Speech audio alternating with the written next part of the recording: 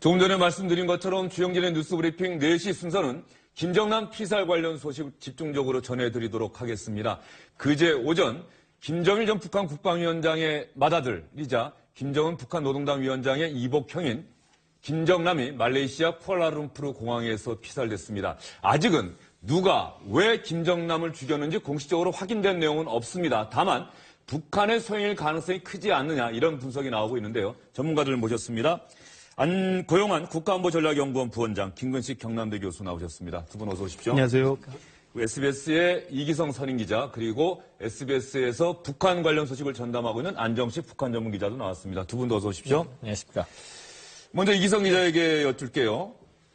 말레이시아 공항에서 김정은을 살해한 것으로 추정되는 여성의 CCTV 화면이 공개됐다. 네. 그리고 보다 더 확대된 영상도 좀 공개가 된 것 같아요.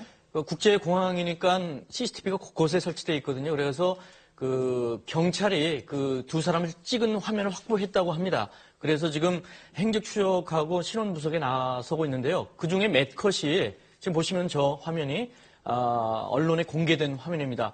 좌측 상단에 보면은 금방 지나갔는데요. 2월 13일 9시 26분 이렇게 나오고 있는데 예. 9시에 범행이 이루어졌다고 하는 거 아닙니까? 그래서 그 어간에 지금 찍힌 상황인 것으로 보이는데 보시면은 저 긴 머리에 하얀 긴팔 티셔츠. 이 CCTV 영상을 확대한 거죠. 예. 것 같아요. LOL이라는 것은 laugh out loud 해서 크게 웃는다 뭐 이런 뜻이라고 합니다. 예. 보시면은 립스틱을 짙게 바르고요. 짙은 화장을 좀 한 것 같습니다. 그리고 옆에 이렇게 매는 가방을 맸고요. 어떻게 봐도 일반 관광객의 모습 아닙니까? 뭔가 기다리고 있는 지금 그 모습인데요. 이 범인 두 사람은 택시를 타고 공항을 빠져나갔다고 합니다. 그런 홍콩 동방일보의 보도에 의하면은 현지 경찰이 그 택시 기사를 찾았다. 이 두 사람을 태우고 간 택시 기사를 찾았는데 베트남 국적의 비밀 공작원이었다. 이런 진술을 확보했다고 합니다. 여성이 두 예. 명이 있고 그 예. 여성 두 명이 용의자로 추정되는데 북한 소행이다라는 얘기는 나왔지만 지금 화면 확대된 걸 보면 그러니까 우리 남한이나 북한 사람 얼굴 같지는 않다는 느낌도 좀 강한데 지금 좀 전에 이기성 기자가 얘기한 것처럼 베트남 여성일 가능성도 있다. 또 하나 또 이 여성 두 명도 사망했다. 이런 기사도 좀 막 나오고. 여성 두 명이 사망했다는 게 이제 일본발로 나오고 있는데요. 이게 사실이라면은 상당히 이제 정말 영화 같은 얘기 아니겠습니까? 이제 범행을 누군가가 사주를 하고 그 범행을 저지른 사람을까지 죽임으로써 완전히 인멸을 시키는 지금 그런 상황이 벌어진 것인데 이제 사실이라는 걸 전제로 보면요.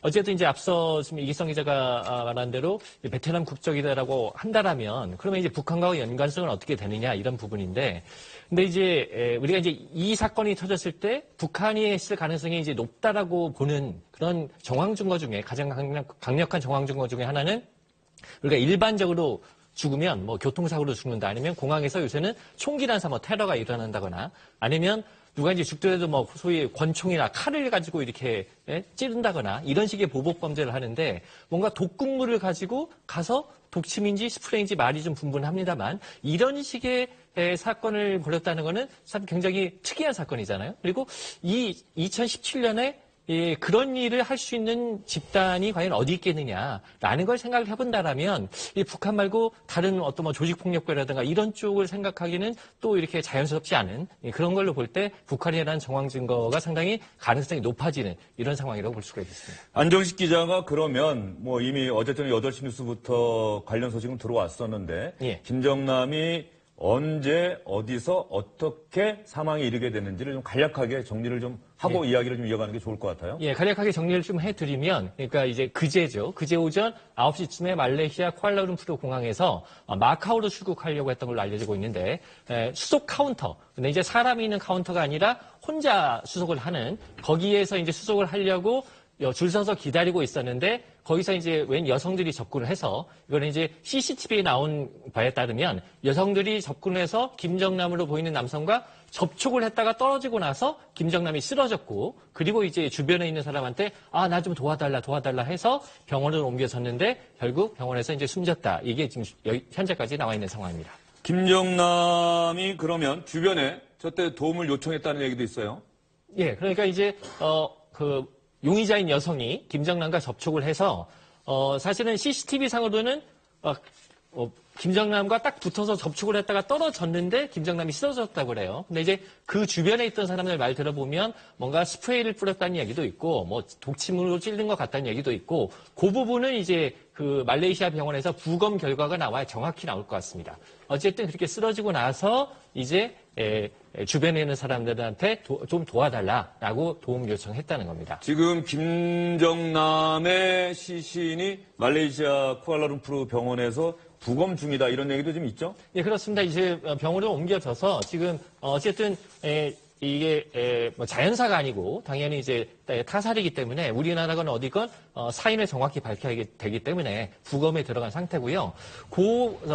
부검을 해보면 정확히 사인이 뭔지가 나오겠죠. 그 부분은 말레이시아 경찰이 이제 공개적으로 발표하지 않을까 생각이 됩니다. 네, 지금까지 안조직 기자의 설명을 들어봐도 김정남이 숨졌다는 사실 하나, 이건 분명한데요. 나머지 부분들은 아직까지 구체적으로 밝혀진 내용이 없습니다. 왜 죽었는지 사망 원인도 말레이시아 경찰이 진행 중인 부검이 끝나고 그 결과가 나와야 과연 독살된 건지 어떻게 된 건지를 확인할 수 있을 것 같은데 어쨌든 간에 북한의 최고 지도자의 이복형이 갑작스럽게 머나먼 이국 땅에서 죽었다. 그리고 독살당했을 수도 있다. 이런 얘기가 나오고 있는 만큼 정말로 충격적인 소식이 아닐 수 없어요. 그래서 다양한 가능성과 추론 이런 것들이 나오고 있는데요. 주영길의 뉴스 브리핑에서도 김정남의 죽음을 둘러싼 의문점들을 지금부터 하나하나 짚어가 보도록 하겠습니다. 먼저 김정남의 갑작스러운 죽음 가장 궁금한 분은 바로 이겁니다.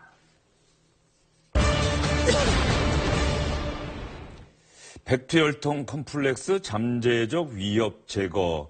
이것은 어쨌든 간에 김정은의 지시로 이복형을 독살을 했다라고 하는 가능성과 추론을 근거로 해서 일단 이런 제목을 좀 적어봤습니다. 이 부분과 관련해서 오늘 국회 국방위원회, 국회 정보위원회 국가정보원장이 이병호 정보원장이 나와서 관련 보고를 했는데요. 어떤 보고를 했는지부터 한번 들어보고 나서 이야기를 이어가도록 하겠습니다. 김정남의 암살은 김정은이 집권한 이후 스탠딩 오더, 즉 반드시 처리해야 되는 명령이었다고 합니다. 경찰총국을 비롯한 정보당국은 지속적으로 암살 기회를 엿보면서 준비하고 있었고 결국 오랜 노력의 결과로 이번 암살이 실행된 것으로 보입니다. 따라서 암살 타이밍은 특별한 의미가 없고 오랜 스탠딩 오더가 집행된 것으로 분석됩니다. 김병기 의원이 전한 국가정보원의 분석 결과를 보면 우리 국정원은 김 교수님, 예. 국정원은 김정은의 지시로 김정남이 암살됐다라고 확신하고 있는 것 같아요. 그러니까 스탠딩 오더라는 전문 지금 용어를 쓴 걸로 봐서는 이미 국정원에서는 김정은 집권 이후에 직후부터 지속적으로 김정남에 대한 살해 명령은 내려진 걸로 보고 있는 거죠. 이제 그러나 이제 중국 내 마카오나 베이징이나 뭐 이런 데를 머물다 보니까 실제로 북한 공작원이 그 실행에 옮기기가 좀 어려웠던 측면이 있었고 그러다가 5년이 지나면서 이제 많은 사람들이 관심도 좀 줄어들 수 있었고요. 김정남의 개인적인 어떤 경계심도 좀 위험이 좀 떨어질 수가 있었기 때문에 기회를 엿보다가 아마 이번에 말레이시아 공항에서 이제 살해한 것으로 보이는데요. 이 스탠딩 오더를 내렸다는 것 자체가 김정은이 권력 승계를 마무리하자마자 자신의 이복형인 김정남을 죽이는 것이 자기의 권력의 안정과 권력 장악의 마무리 순서라는 것을 알고 있었다고 볼 수 있습니다. 그런 측면에서 본다면 이번에 이 피살이 누군가에서 살해된 것이고 북한의 소행이라고 한다면 김정은의 직접 지시 아니고는 도저히 이룰 수 없는 걸로 생각을 해야 되는 거죠. 김 교수님 말씀 들어봐도 5년 전부터 김정남에 대한 암살 시도가 있었고 2014년 2월에도 또 한 차례 있었다 이런 얘기도 있었는데 어쨌든 간에 이런 암살 위협을 받고 있던 김정남이 죽기 전에 이복 동생인 김정은에게 제발 나 좀 살려달라는 편지까지 보냈다. 국가정보는 이렇게 국회에 보고를 했습니다. 2012년 본격적인 시도가 한 번 있었으며 이후 2012년 4월 김정남은 김정은에게 저와 제 가족을 살려달라는 서신을 발송하기도 한 바 있다고 합니다.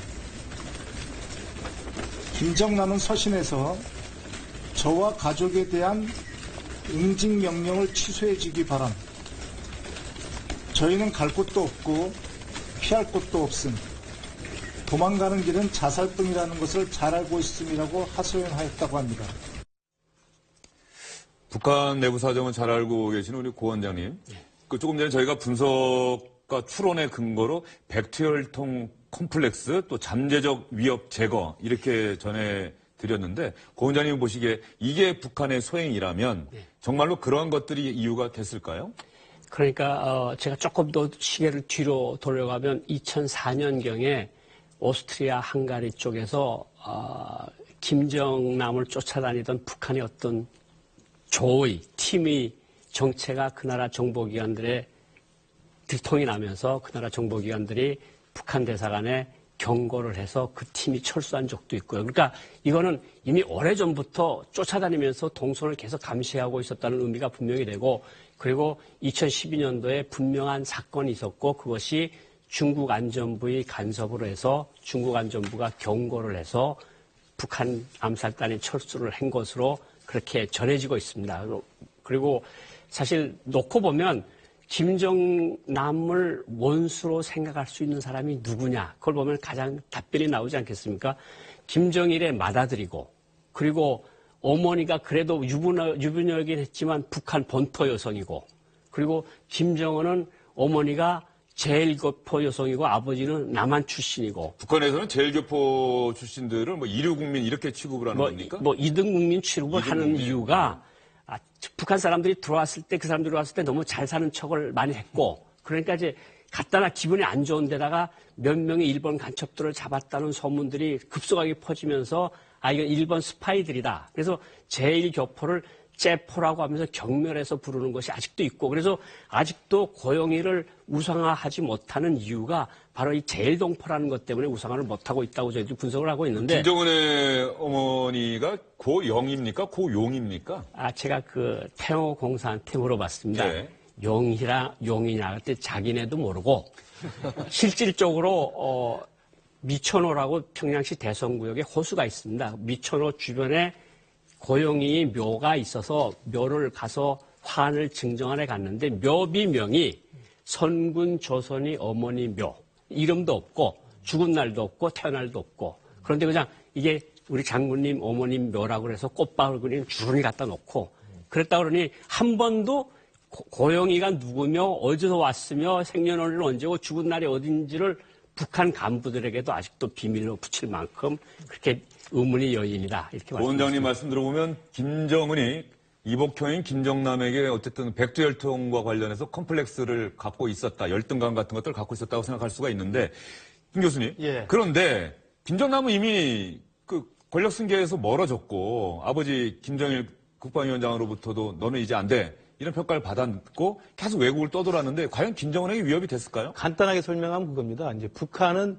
지금 우리랑 같이 살고 있는 나라입니다만 봉건 왕조 국가라고 생각하시면 됩니다. 봉건 왕조 국가에서 같은 적장자의 후손들이 있는데 뭐 세 번째 아들이라든지 두 번째 아들이 왕이 올랐다. 그러면 그 왕이 오른 다음부터는 자기의 같은 형제들이 일단 경계의 대상이죠. 왜냐하면 영모가 있거나 반란을 모의할 때 신하들이 옹립해야 될 정당성의 근거는 혈통이기 때문에 혈통을 이어받고 있는 사람들은 언제든지 단 1%의 가능성이라도 권력 엘리트들이 저항의 상징이 될 수 있는 거거든요.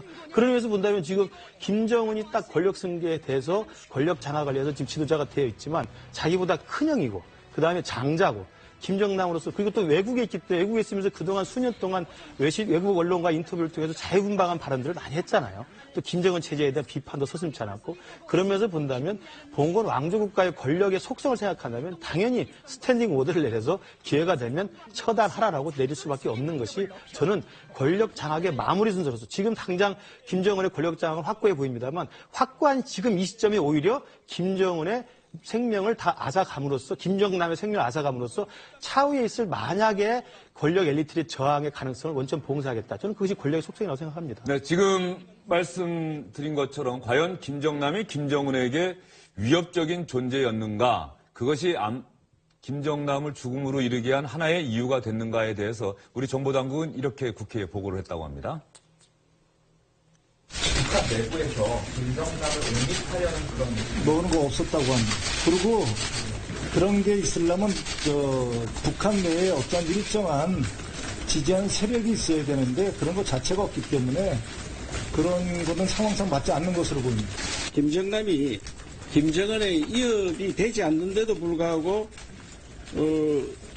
이렇게 이제 테러를 한 것은 이 김정은 성격에 문제가 있다. 편집 광적 성향이다. 이렇게 분석됩니다. 이미 이 사람은 영향력이 없는 사람인데 이래 할 수 있다 하는 것은 편집 광적 성격이다. 이렇게 이야기를 하시고. 고 원장님, 김정은이 편집광적 성격 때문에 김정남을 죽였다. 동의하십니까? 뭐 가장 중요한 측면이 성향적인 측면은 분명히 있을 건데 여기다 한마디 좀 덧붙인다 그러면 김정남이를 마카오에서 만났던 많은 교포들이 있고 심지어 한국인들도 있거든요.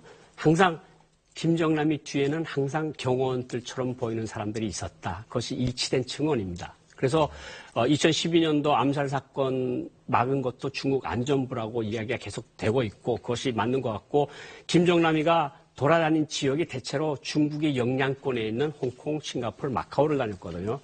그럼에도 불구하고 어쨌든 김정남이가 저렇게 살해된 가장 중요한 원인은 저는 그렇게 생각을 합니다. 그러니까 중국이 안전부의 역량에 들어가 있는 사람이 김정은한테는 신경이 계속해서 쓰였을 거고 만약에 지금 상태에서는 아무 문제가 없을 때는 문제가 없지만 어떤 유고시나 급변시나 무슨 사태가 생겼을 때 대안카드로서 저 사람을 가지고 있다는 의심을 끊임없이 한 것으로 저희들이 생각을 하고 있고요. 두 번째로서는 역시 가장 중요한 것 중에 하나가 사람들이 마음속에 지금 김정은이 계속 공포정치를 하니까 저 사람 정말 왜 이러냐, 왜 고사포로 사람들을 쏴 죽이냐 하는 게 지금 공통된 인식이거든요. 그러니까 마음속에 우리 마다드님이 계시는데 어딘가 이런 것들이 잠재적인 의식 속에 있다고 태영호공사도 분명히 이야기를 했거든요. 그러니까 그런 것들을 김정남이가 모를 수가 없고 그러니까 이제 김우식 교수님 말한 것처럼 옹립하려고 하는 사람 자체를 아예 없앰으로써 그 근원 자체를 없애버리는 게 있고 가장 중요한 것은 김정은의 성격이 그냥 나는 중국과의 관계가 어떻게 되든 말레이시아 관계가 어떻게 되든 나는 내 가는 길에 걸림돌이 되는 사람을 무조건 다 없애버리겠다는 김정의 성언이 분명히 성향이 나타났다고 생각합니다. 김정희 요리사로 알려진 후지모토 겐지가 쓴 책에 보면 그런 대목이 나와요. 김정은이 어렸을 때 봤는데 어렸을 때 농구를 좋아해서 농구를 많이 했다는 거 아닙니까? 농구 경기를 해도 지면은 굉장히 화를 내고 이유를 따지고 씩씩대고 불을 못 참는 성격이 아주 잘 묘사가 되고 있습니다. 그러니까 편집광적 성격은 성격 자체가 남한테는 지고는 못 사는 성격이 분명히 있습니다. 예, 알겠습니다. 지금 저희가 말씀드리는 거는 일단 우리 정보당국의 국회 보고한 내용을 바탕으로 해서 여러분께 전해드리고 있다는 말씀 드리고요. 다음은 김정남이 김정은에서 암살됐다면 그 이유는 무엇일까? 두 번째 가능성 바로 이겁니다.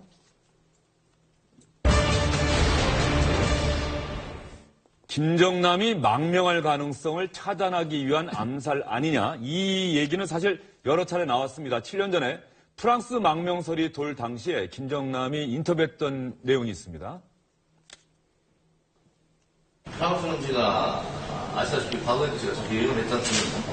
근데 뭐 프랑스에 제가 갈 이유가 없죠.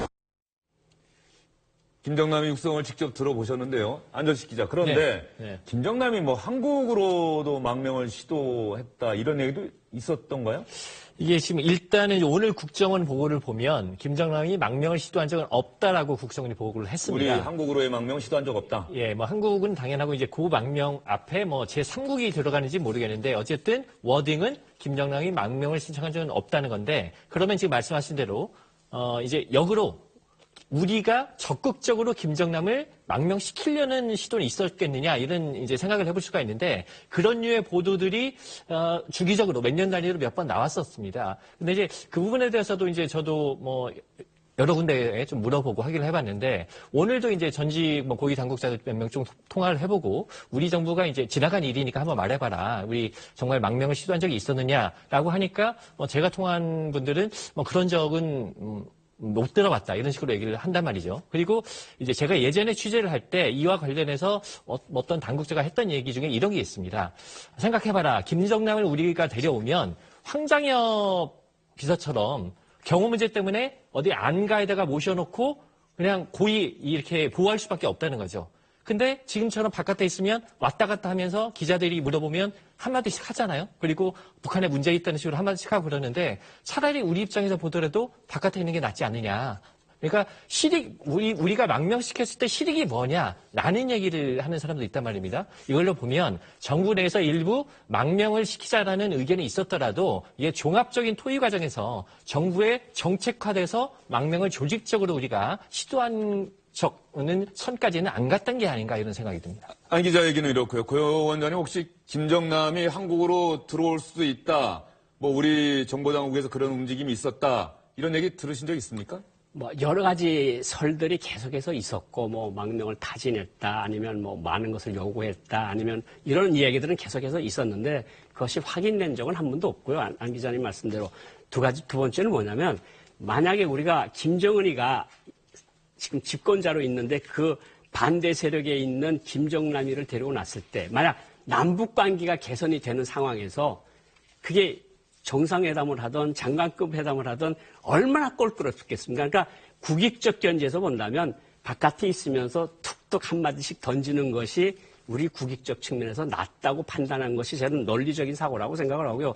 들여다 놓고 아무 일도 안 하면서 그냥 그래서 경호만 하고 그 뜻 안가에 들어가 있는 것이 과연 우리한테 이루었겠느냐 이런 측면에서 볼 때는 안 기자님 말씀을 제가 전적으로 동의합니다. 이 얘기가 나올 수밖에 없는 게 뭐 최근에 어쨌든 한국 정부가 김정남을 한국으로 들어오게 만들려고 하는 정보를 첩보를 김정은이 입수하고 그래서 북한으로 돌아와라 그러는데 거기에 응하지 않으니까 암살을 했다. 뭐 일종의 이런 시나리오 같은 설이 확인되지 않은 설이 지금 돌고 있는 건 아니겠어요? 예, 그렇습니다. 그런 설들이 지금 이제 이런 국면에서는 확인되지 않은 갖가지 설들이 나오는데 일단은 이 김정남 망명 추진설에 대해서는 저나 이제 고영환 부원장님이 말씀드렸던 것처럼 객관적으로 확인되는 거는 좀 없는 상황이다. 이렇게 봐야 될 것 같습니다. 김우식 교수님께는 이 질문 한번 드려볼게요. 사실 죽이려고 한다면 남들이 안 보이는 곳에서 은밀하게 범행을 해야 본인도 잘 도망갈 수가 있는데 공항이라는 이 사람이 정말 많은 곳에서 거의 뭐 다 보라는 듯이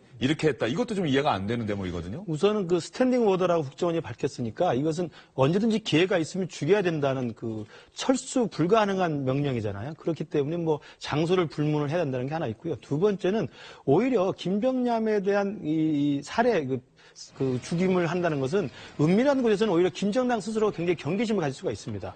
그러니까 은밀한 어디 구석이라든지 골목이라든지 이럴 때는 오히려 주의를 경계하는 마음이 있을 수 있으면 공항은 일단 사람들이 번잡하고 굉장히 혼란스럽고 인파들이 많이 있기 때문에 죽이러 간 공작원들도 행동하기가 굉장히 편하고요. 김정남 스스로도 경계심이 일단 상대적으로 풀릴 수가 있죠. 그런 측면에서 오히려 다중이 모인 장소가 더 편했을 가능성도 있고 그다음에 세 번째는 명령이 떨어져서 그 명령을 수행해야 되는 과정에서는 일단 명령을 수행한다면 기왕이면 보란 듯이 하는 것이 김정은 명령에 대한 보다 과감한 실천, 그 다음에 김정은의 어떤 그 과시라고 할까요? 이런 것들을 좀 배짱 있게 보여주는 것도 있어서 그런 세 가지 면을 생각해보면 뭐 이해 못할 바는 아니라고 생각을 합니다. 지금 말씀하신 것처럼 김정은에 대한 어떤 과도한 충성 경쟁 같은 벌어지는 가운데 김정남이 피살됐다.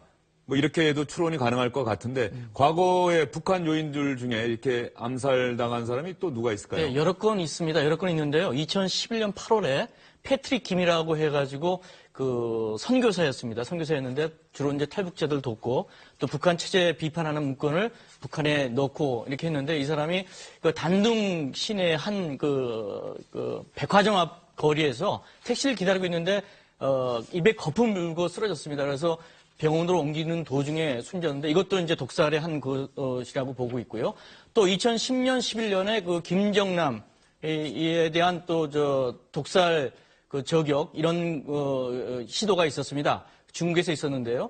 그때 주도했던 사람이 바로 그 김영철 당시 정찰 총국장인데 천안함 폭침 사건 배우로 지목되고 있죠. 중국에서 그 외국적 통로를 가지고 이렇게 얘기를 했습니다. 중국 내에서 그런 짓 하지 마라 이렇게 경고를 해가지고 이제 철수했다는 얘기를 했고요.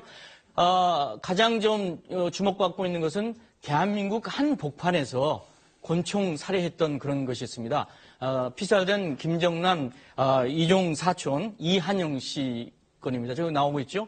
딱 20년 만에 피바람 이렇게 얘기했는데 97년 2월 달에 이한영 씨 그 분당 아파트 앞에서 그 북공작원 2명이 저격을 하고 도주를 했습니다. 범인은 잡히지 않았고요. 그 아파트 앞에서는 북한제 권총, 벨기에 브라우닝 권총 탄피만 이렇게 남아 있었다 이런 것에서 여러 건이 있었습니다. 네, 97년에 이한영 씨 피살된 소식은 뭐 저도 그 당시 기자로서 그 취재를 했던 기억도 나고요. 자, 김정남 얘기를 하고 있습니다. 한때 북한 정권의 가장 유력한 후계자였는데 아버지로부터 버림받고 이제는 머나먼 타국에서 살해됐습니다. 김정남은 과연 어떤 인물일까요? 한번 보시죠. 김정남은 김정일 위원장의 첫 번째 부인 성혜림의 아들로 1971년 태어났습니다. 북한 최고 지도자 김정은이 김정일의 세 번째 부인 고영희의 아들인 만큼 김정은의 이복형인 셈입니다. 어렸을 때 김정일의 사랑을 독차지했고 1980년대 스위스 제네바에서 유학한 김정남은 한때 보위부에서 근무하며 후계 수업을 받는 등 유력한 후계자였습니다. 하지만 자유분방한 성격 탓에 돌출 행동을 한 게 화근이었습니다. 2001년 5월 아들과 2명의 여성과 함께 도미니카 가짜 여권으로 일본에 미입국하려다 추방된 것이 김정일의 눈밖에 난 계기가 됐습니다. 북한 체제에 맞지 않는 자유로운 성격은 후계자가 되는데 걸림돌로 작용했고 어머니인 성혜림이 병치료를 위해 러시아에 머무는 등 김정일과 멀어진 것도 후계 구도에 불리하게 작용했습니다. 결국 김정남은 이복 동생 김정은에게 후계자의 지위를 넘겨줬고 해외를 전전하는 신세가 됐습니다. SBS 김수영입니다. 북한의 지도자가 되기에는 너무 자유로운 성격이었다. 자유분방하게 살았다. 김정남의 가계도 그렇다고 한다면 김일성, 김정일 가계도가 될 텐데 한번 정리를 해주시죠. 예, 뭐 간단히 말씀드리면 보통 이제 김정일한테 이제 부인이 4명 있었다 얘기를 하고요. 첫 번째 부인이 김정남의 어머니 성혜림이고요. 지금 보시면 성혜림의 아들 김정남이 있고요. 두 번째가 이제 김영숙이라고 김영숙이 이제 김일성이 공식적으로 이렇게 점지해준 며느리입니다. 그러니까 공식 부인은 김영숙이 되는 거군요. 예, 그래서 이제 그 밑에 설순과 춘송 딸 둘이 있고요. 그리고 이제 지금 지도자인 김정은 어머니 고영희 밑에 김정철, 정은, 여정 이렇게 이제 아들 둘과 딸 하나가 있습니다. 근데 이제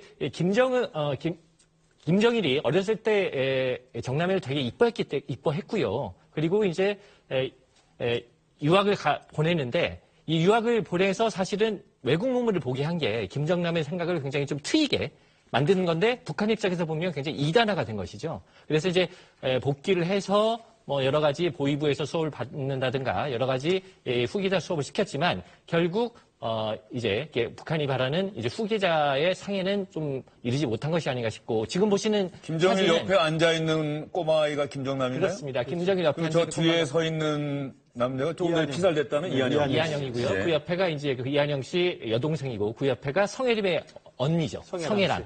해서 이제 찍은 사진인데. 첫 번째 부인의 김정일 첫 번째 부인의 언니죠. 예. 근데 저기서 나온 즉 성혜림 집안의 아들 둘이 다 죽은 겁니다. 결국.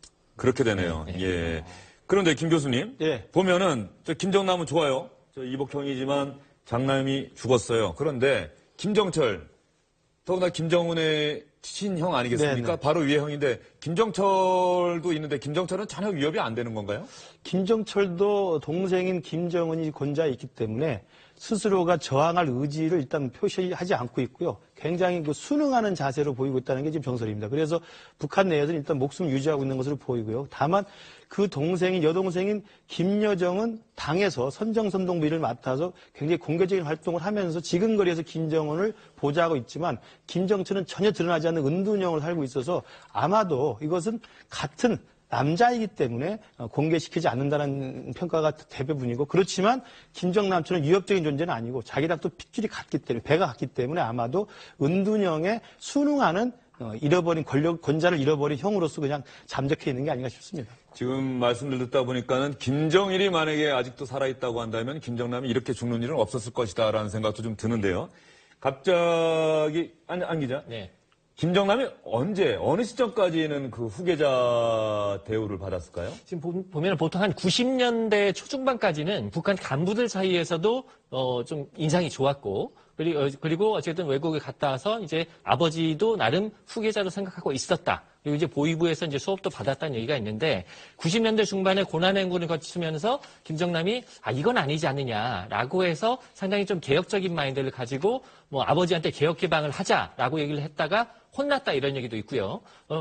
그리고 이제 아까 이런 상황에서 아까 이제 보도에도 보셨듯이 2001년도에 일본에 미입국하다가 걸린 게 이제 눈 밖으로 나는 중요한 계기로 작용했다. 뭐 일반적으로는 그렇게 좀 보고 있습니다. 예. 그래서 김정남이 아버지 김정일의 눈밖에 난 이유 저희가 이렇게 한번 정리를 해봤습니다.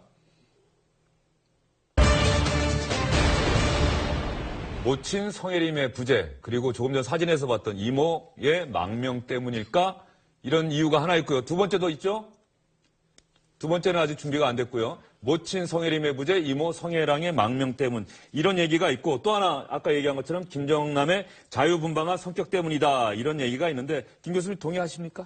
예, 저 복합적인 거라고 봅니다. 일단은 김정남은 김정일 가계대 첫 번째 아들이기 때문에 훨씬 더 정통성의 측면이 있었습니다. 그래서 스위스 제네바에서 스위스 베른에서 일찍 공부를 하고 일찍 돌아왔습니다. 돌아왔는데 80년대 중반 이후 들어왔을 때 가장 큰 문제는 뭐냐. 아까 성혜림의 부재라는 이야기를 했습니다만 성혜림 씨는 유부녀였음에도 불구하고 김정일이 동거하면서 정말 사랑했고 거기서 태어난 아들 김정남을 총애했지만 성혜림 씨가 아팠고 김정남이 스위스에 다녀온 뒤로부터는 고영이라는 사람한테 사랑이 옮겨간 겁니다. 사랑이 옮겨가면서 성혜림 씨를 통한 김정남의 보호막이 하나 사라졌고요. 두 번째로 말씀드린 것처럼 90년대에 상당 부분 후계자 수업까지는 가능했지만 고난행군을 거치면서 북한 체제가 위기 상황에서 김정일과는 다른 노선들을 간헐적으로 제안을 했던 거죠. 개혁개방 이야기를 하고. 그것이 이제 돌출적인 행동으로 많이 나타났고 결정적으로는 2001년도에 일본 미리급 사건으로 국제적 망신을 당했고 가장 결정적으로 제가 볼 때 이모인 성혜랑 씨가 유럽으로 망명을 해버립니다. 자기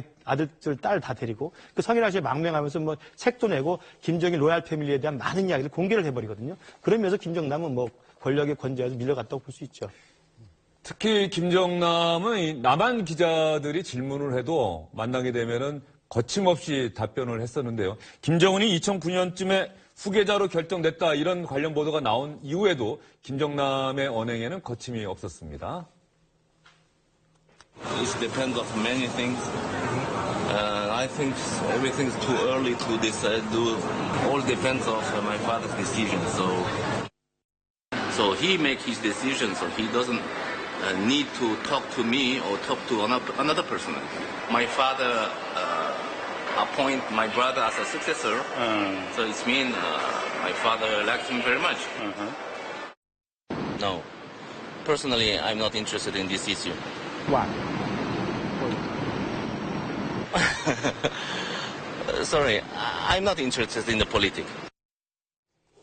지금 들어보니까 김정남이 영어도 잘하고 그 정말로 그 자본주의 국가에 사는 사람처럼 거침없이 기자들의 질문에 답변을 하는데 고 원장님 보시기에는 김정남이 후계자에서 낙마할 수밖에 없었던 이유 조금 전에 저희가 분석해드린 거기에 다 동의를 하세요? 뭐 이제 가장 중요한 것은 그 성혜랑 씨가 쓴 등나무 집이라는 책에 김정남이가 어렸을 때 대장 군복을 김정일이가 도안을 해서 직접 만들어서 찍고 사진이 있습니다. 대장 군복 모자 쓰고 찍은 김정남이 어린 시절 사진이 있고 김정일이 자기 집무실에 김정남이를 데려가서 자기 의자에 앉혀놓고 앞으로 내가 앉을 자리가 바로 이 자리다.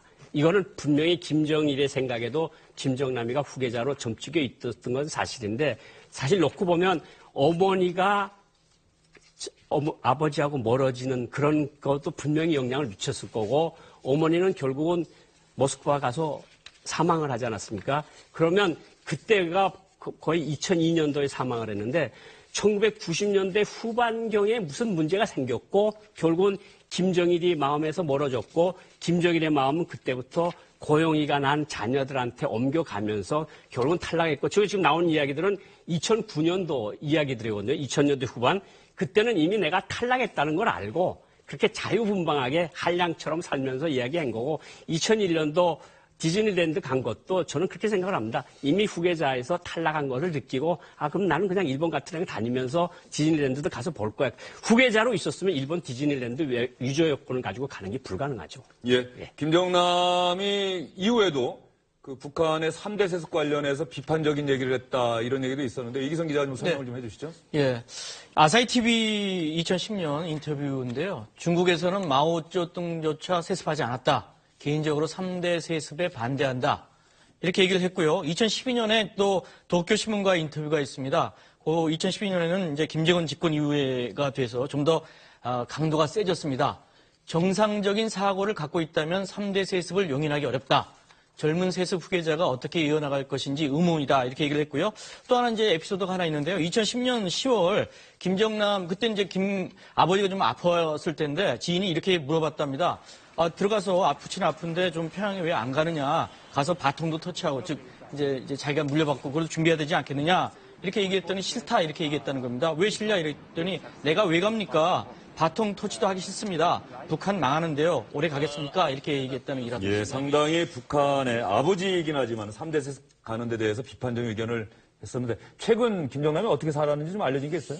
그게 이제 지금 앞서 말씀하신 대로 이제 북한에 대한 비판적인 발언을 한참 하다가 최근에 좀 뜸해졌어요. 그러니까 이제 아버지가 죽고 좀 후원해 주는 걸로 알려졌던 장성택도 죽고 그냥 이제 돈을 안 보내주니까 돈이 쪼달리고 그러다 보니까 최근에 언론에 나오는 빈도가 좀 줄어들었는데 어쨌든 뭐 기본적으로 마카오에 있으면서 뭐 카지노라든가 이런 단골이 있고 거기에 있는 중국 식당 그래서 거기에 일주일 내내 가면 한 번은 만날 수 있다 이럴 정도로 이런 자기가 왔다 갔다 한 지역을 계속 다녔던 것 같습니다. 예. 그래서 지난 2009년에 김정남이 마카오에 입국할 때 영상도 저희가 있거든요. 보여드리겠습니다.